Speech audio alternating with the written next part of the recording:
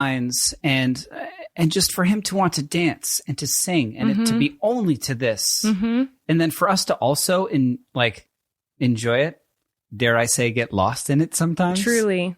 It's amazing. So we're really, really excited to have this interview. It was super fun. So we're going to show you that interview now. Yeah, it was amazing. A great first guest on it. We hope to have more guests in the future, but for our first one, we had to go not big. We had to go huge. We had to go the biggest to the top. And I don't know how this happened. It's amazing. We're really, really excited. Before we hop into this incredible interview, I do want to tell you guys about the next sponsor of the day. It's a good one. The next sponsor is Helix. Helix. Oh, we love Helix. That sound. I didn't mean to make a sound. I just love Helix, okay? Listen. Okay. Guys, I know some of you are sleeping on some saggy old mattresses at night, and you deserve better than that. I care about you. So listen to me. You need to give yourself an upgrade. We upgraded and we love it. We upgraded our mattress to a Helix mattress, and it's incredible. And here is why. I'm going to explain it to you right now. Helix Sleep has a quiz that takes just 2 minutes to complete and matches your body type and your sleep preferences to the perfect mattress for you. Why would you buy a mattress made for someone else? With Helix, you're getting a mattress that you know will be perfect for the way that you sleep. Everybody's unique, and Helix knows that. So they have several different mattress models to choose from. They have soft, medium, and firm mattresses. Mattresses great for cooling you down if you sleep hot, and even a Helix Plus mattress for plus size folks. We took the Helix quiz, and we were matched with the medium firm mattress because we are side sleepers. Luckily, we both are the same type of sleepers. And so side sleeper, butt to butt. Butt to butt. It's a huge upgrade over what we used to have. The delivery and setup was super easy, and it was actually really fun because they cram it into this little box and you get to watch it explode out of this box. It's very impressive and amazing. Whoever is packing these things at the That's what I want to see. Because I've been obsessed with watching the unbaching videos of these things, but I feel how do they get this? I want to see the boxing videos. Because ours was, I'm not bragging here. It was a California King. Just how did they get in this little box? I don't know. It's very impressive. And I love watching videos of people unboxing them online. And now I know we need to let them know they need to do boxing videos. Apparently, I want to see how that happens. We used to have problems. We'd wake up all the time, I feel with headaches or stiff necks, back issues. And I've noticed a huge improvement with us now that we've gotten the Helix mattress. So if you're looking for a mattress, you take the quiz, you order the mattress that you're matched to, and the mattress comes right to your door, shipped for free. You don't ever need to go to a mattress store again. Helix is awesome, but you don't need to take my word for it. Helix was awarded the #1 best overall mattress pick of 2020 and by GQ and Wired Magazine. GQ? Yes! Just go to helixsleep.com/RCE, take their 2-minute sleep quiz, and they'll match you to a customized mattress that will give you the best sleep of your life. They have a 10-year warranty, and you get to try it out for 100 nights risk-free. They'll even pick it up for you if you don't like it. But you will like it. In fact, you'll love it. So you don't have to worry about that. Helix is offering up to $200 off all mattress orders and 2 free pillows for our listeners. We didn't even get 2 free pillows. I know. They sent us a mattress. They did not send us free pillows. I know. They are hooking. You guys are special. They're hooking our listeners up. So you get, like I said, Helix is offering up to $200 off all mattress orders and 2 free pillows for our listeners at helixsleep.com/RCE. So go check it out. helixsleep.com/RCE. Fact, actual mattress we sleep on. Oh my gosh, you guys, this is the moment we've all been waiting for. It is time for the most iconic interview that we could have ever possibly imagined. It is the first guest. I can't believe this happened. I know. I know. We're so excited. This is our first guest ever on the podcast. We went big. This is the biggest celebrity in our household. Our son, as you guys know, is obsessed with trucks. And there is a wonderful musician duo, artist. What do we call them? Geniuses. True geniuses that make incredible songs about trucks. And we found them on YouTube. They have over 433,000 subscribers on YouTube, over 500 million views views on YouTube. Half of those was probably us. Like their song about excavators has over 50 million views. Their song about fire trucks has over 50 million views. Their monster truck song has over 40 million views. I mean, unreal the amount of views I would dream of my whole career. And we love this music. We are so excited. We are huge fans. We're about to meet Jim Gardner, one half of the duo of the 20 Trucks. Truck Tunes. Wow. Geniusness. What a get. We're so excited. So, without further ado, let's talk to the creator of Truck Tunes. This is Jim Gardner. All right. We are so excited right now to have you on the show. Thank you so much for being here. Of course. We are so excited. So we have a million questions for you. First of all, congrats on the success of Truck Tunes. It's so nice to have music that our son is obsessed with that is also really actually good. Like. Yeah. Because most of the kids' songs out there, for his first year of life, it was music that I don't want to name any names, but there was so much music that we're just like, oh my God, if I have to hear this song again. Whereas all of your songs, we just like jam out every day. We turn it up. Yeah. We love it. So, we'd love to just know, like, how did this get started? How did this happen? Like, where did you start? Like, why did this come about for you? Well, like your experience, when my son it was before he was 2, his first 2 words were dog and truck. So yeah, dad wasn't in the top 2, but, he was super into trucks, and he has a twin sister. And so it kind of became competitive for them to point out trucks. And as we were on the road or doing things, he was just really into it. So early on, I bought them some DVDs thinking they were going to love them, and they didn't love them. So that was when I kind of thought, well, maybe I should try to do this on my own. And I had worked in video and done some other things creatively, so I thought I'd give it a try. So the first pass was 20 trucks. And this was, I think I told you, my kids are now, they just turned 19. So it's crazy that it's been that long.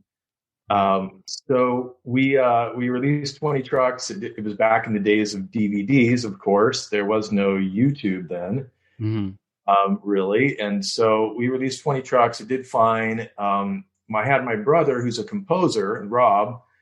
I had him do the theme song for 20 trucks. And then because I had so much fun doing it, I had all these really crazy fun experiences shooting video and getting permission to use video and things, that I wanted to do 20 more trucks. But I tried to talk Rob into that. And so I remember this probably a little differently than he does, but what I remember is sitting him down and saying, this time I want to write 20 songs about trucks. And he said, yeah, there's no way that I'm writing 20 songs about trucks. There's no way.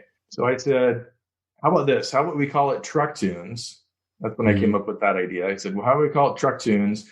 We'll just do 10 of them, and I'll write all the lyrics. I'll give you ideas for what the songs would sound like, and we'll make it work together. So I finally talked him into it, and we actually, those first 10 songs, we wrote and produced them in just a couple of weeks. I mean, it went really fast. No way. Then later, and we had an experience, I think, as I was learning more about you and talking to my daughter about, like I said, she's a huge fan. And so then, of course, I wanted to research and learn more about your background. It sounds like we had a similar experience with YouTube. We kind of got started really early on. I think in 2008, we put up the excavator, bulldozer, and delimber, I think. And thinking that it was going to be promotional, it would help us sell DVDs. There was no ad revenue then. Yeah. And we also had a day where the excavator suddenly, like a year later, had a big, like 60,000 views. And we still don't know why. Well, now it has over like 50 million or something like that views. It has such a huge number of views now. But I remember when that amount, 60,000, my first viral video was 70,000, and that was huge back then. I mean, that was super viral when that would happen overnight. So I know that feeling well. Well, it surprised us. We didn't know what it meant. And it was just a blip because it didn't really stay anywhere near that. It just jumped up in one day, but then over the course of the next year, I think it got to 1 million that year. And back then, I mean, that was huge for us. We didn't know what it really meant, but it was a kind of a big deal back then. So then eventually I talked Rob into, hey, let's go back to the original 20 trucks we did and let's do the songs for that. And so that now he was more into it because he saw the appeal and the kids loved them.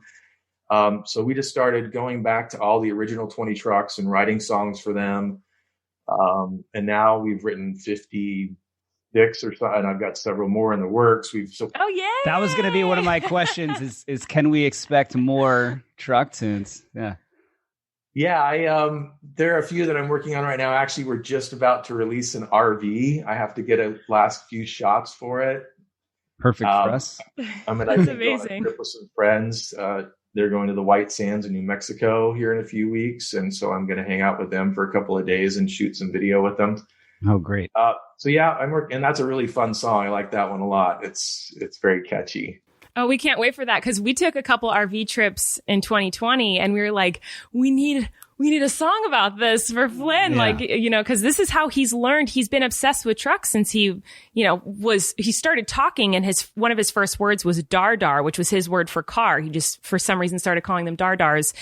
And ever since then, he's just been obsessed. And your songs are how he's learned about every truck. And he knows every song that you've written, he knows, and he knows all about the trucks. And so, he blows people away with his knowledge of the concrete boom pump and he'll name cars that most people have never heard of. He can differentiate between a bulldozer, backhoe, front end loader, which I can't. But our 2-year-old can because of your songs. The first one, you discovered it first when you found a dump truck. Yes. Which is such a great. It's such a bop.